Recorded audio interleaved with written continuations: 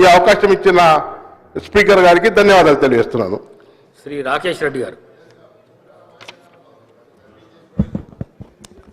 ధన్యవాదాలు అధ్యక్ష. ఈరోజు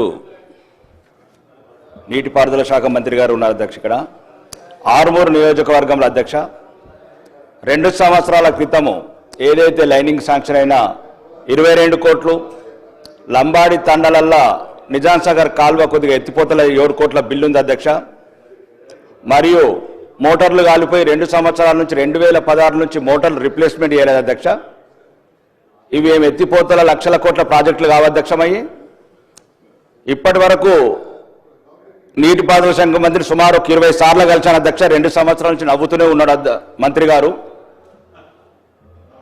ఒక నిమిషం. మా నిజాం సాగర్ ఒకటే అధ్యక్ష, స్వాతంత్రం రాకముందు నిజామాబాద్ జిల్లాలో ఉన్నది. ఒక నిమిషం మాట్లాడడం కానీ చెప్తాను. ఒకటే ఒక ప్రాజెక్ట్ అధ్యక్ష, స్వాతంత్రం రాకముందు నిజాం కట్టిన ప్రాజెక్టు సగం పూడకపోయింది అధ్యక్ష. డిస్ట్రిబ్యూటర్ కెనాల్స్ కావచ్చు, మెయిన్ కెనాల్స్ కావచ్చు, మొత్తం నాశనమై కూర్చున్నాయి అధ్యక్ష.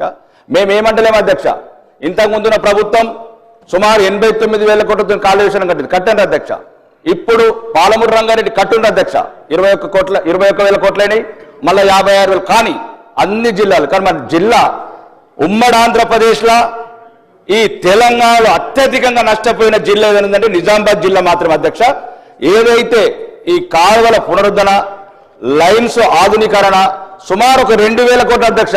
నిజామాబాద్ జిల్లాకు ఒక 2,000 కోట్లు ప్రత్యేకంగా మంత్రుల కమిటీ, సీనియర్ మంత్రులు బట్టి విక్రమార్క గారు అండ్ తుమ్మల నాగేశ్వరరావు గారు, ఉత్తమ్ కుమార్ రెడ్డి గారు, ఉద్దండులు మా ఉత్తర తెలంగాణ జిల్లా ఉట్టిపోతున్నారు అధ్యక్ష.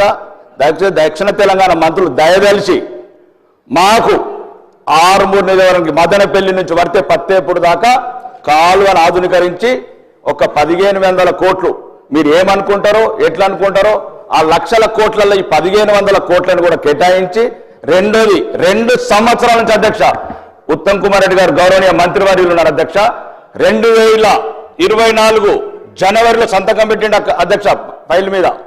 శ్రీరామ్ సాగర్ వచ్చినప్పుడు ఒక్క అడుగు కూడా ముందుకు వెళ్ళలేదు అధ్యక్ష.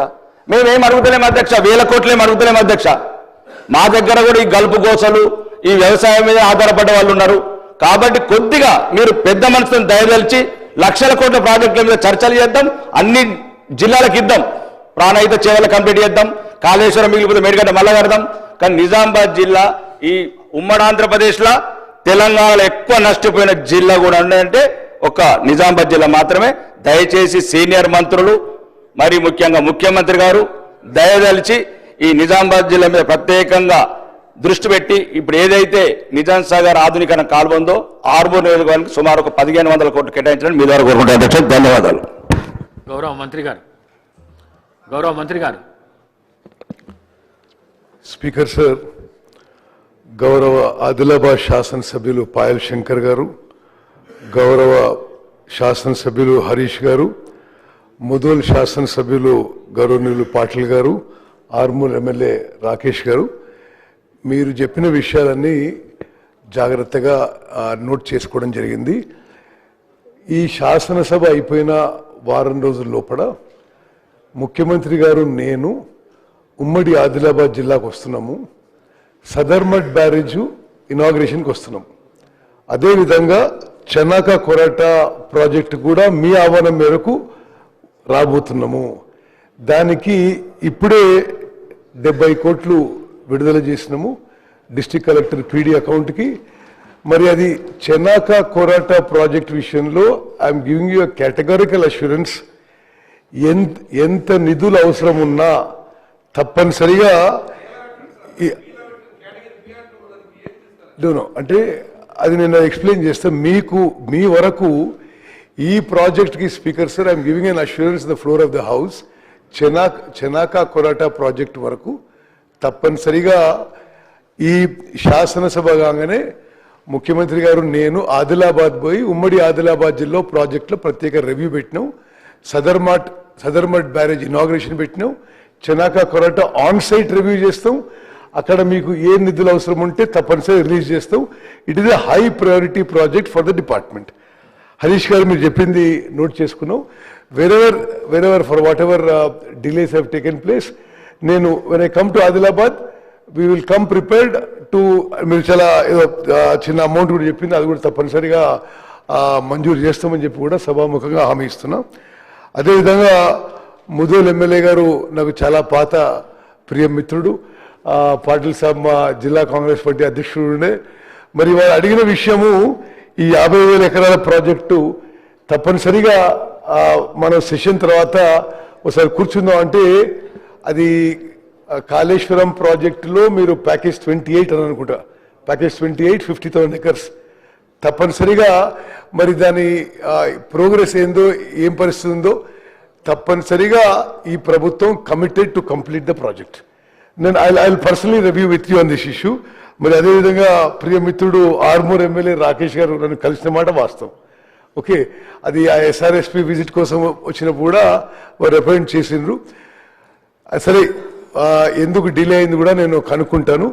డెఫినెట్లీ శాసనసభ సెషన్ అయిపోగానే మరోసారి అధికారులతో కూర్చొని, రాకేష్ గారు అధికారులతో కూర్చొని మీరు 1,500 కోట్లనోసారి 2,000 కోట్లనోసారి, సరే లైనింగ్ విషయం అని అన్నట్టుగా నాకు what I observed. So will definitely see irrigation డిపార్ట్మెంట్లో మేము చెప్పేది దానికి అదనంగా కొన్ని ప్రొసీజర్స్ ప్రాసెస్ ఉన్నాయి.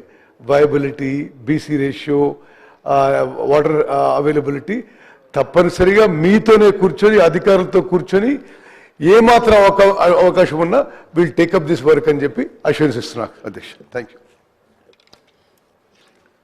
Question number 1346, Minister for Agriculture. అధ్యక్ష, ఏ ప్రశ్నకు సమాధానం? తెలంగాణ వ్యవసాయ రైతుల సంక్షేమ కమిషన్ను ములుగు, గద్వాల, నిజామాబాద్, నల్గొండ, సూర్యాపేట జిల్లాల క్షేత్ర సందర్శనలు చేసింది. విత్తనాలను పెంచే రైతులను చట్టపరమైన సంరక్షణను కల్పించవలసిందిగా కమిషన్ సిఫార్సు చేసింది.